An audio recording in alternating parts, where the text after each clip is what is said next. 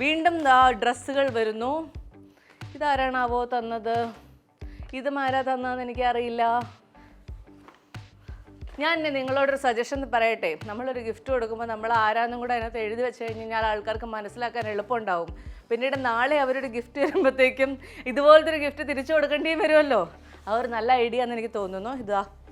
ഇതൊരു ഡ്രസ്സാണ്. ഒരു ഡ്രസ്സും കൂടെ ഉണ്ട്. വലിയൊരു മറ്റൊരു ഡ്രസ്സ്.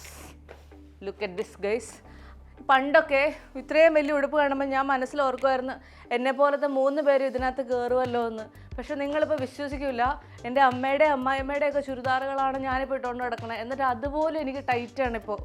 അത്രയും വലിയ വയറ് മാത്രമാണ്, ബാക്കി ശരീരഭാഗത്തിനൊന്നും വണ്ണം വെച്ചിട്ടില്ല എന്നുള്ള ഒരു ആശ്വാസത്തിൻ്റെ പുറത്താണ് ഞാനിപ്പോൾ നടക്കുന്നത്. ഓക്കെ, തന്ന ആളുകൾക്ക് താങ്ക്സ്. എല്ലാ ദിവസവും പുതിയ ഷൂട്ടുണ്ട്, എല്ലാ ദിവസവും പുതിയ ഡ്രസ്സുകൾ ഇടണം എന്നുള്ളത് കൊണ്ട് ഡ്രസ്സ് എനിക്കൊരു നെസസിറ്റിയാണിപ്പോൾ. അതുകൊണ്ട് ആ ബോക്സും കഴിഞ്ഞിരിക്കുന്നു.